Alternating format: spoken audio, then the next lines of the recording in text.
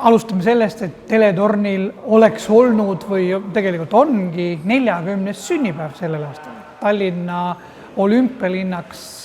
olemisest ja nendest ehitistest, mille hulka ka teletorn kuulub, möödub siis sellel aastal 40 aastat. Nii et see on eriline.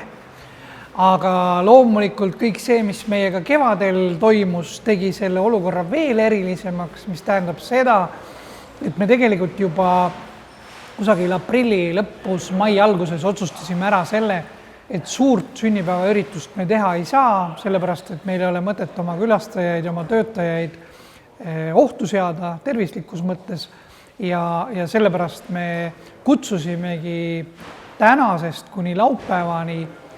oma sõbrad, base jumperid külla endale ja põhimõtteliselt on see ka meie ainus sünnipäeva tähistamine, et meil on küll üks väline partner veel, kes korraldab eraldi piletitega muusikasündmuse meil laupäeva õhtul, kuhu te olete ka kõik oodatud loomulikult. Live, Love and Laugh on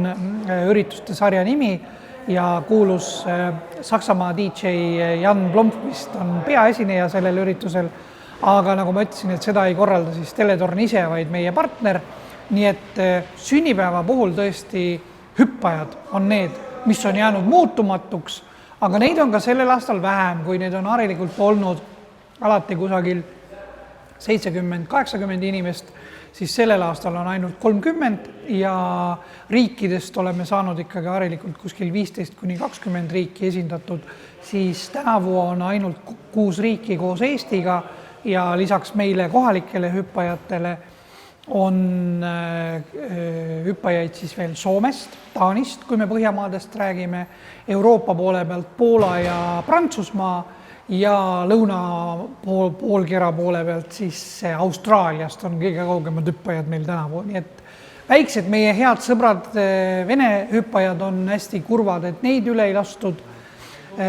sest olukord Venemaal ei ole üldse mitte stabiliseerunud praegu veel, tunneme neile kaasa ja soovime, et neil läheks hästi. Ja muidugi ma ei ütleks, et isegi kurvad, vaid kurjad olid meie peale rootslased, kes on ka päris suure kogukonnaga käinud alati Tallinnas hüppamas ja kuna Rootsi kuningriik on täna sellises seisus, nagu ta on, et sealt tulijad on erivalve all, siis Rootsi hüppajaid meil ka tänavu kahjuks ei ole. Nii et vot sellistes tingimustes me siis selle oma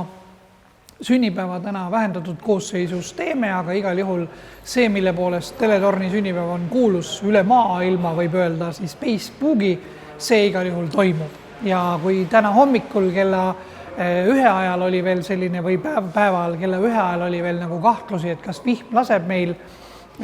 hüppajaid ikkagi torni, siis täna siin neljapäeva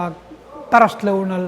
te näete, inimesed pakivad oma langevarje ja on rõõmsalt tornist all, nii et kõik töötab. See kestab 3 päeva, neljapäevast laupäevani. Laupäevaks muidugi jällegi ilmateade ennustab hirmsat tormi, aga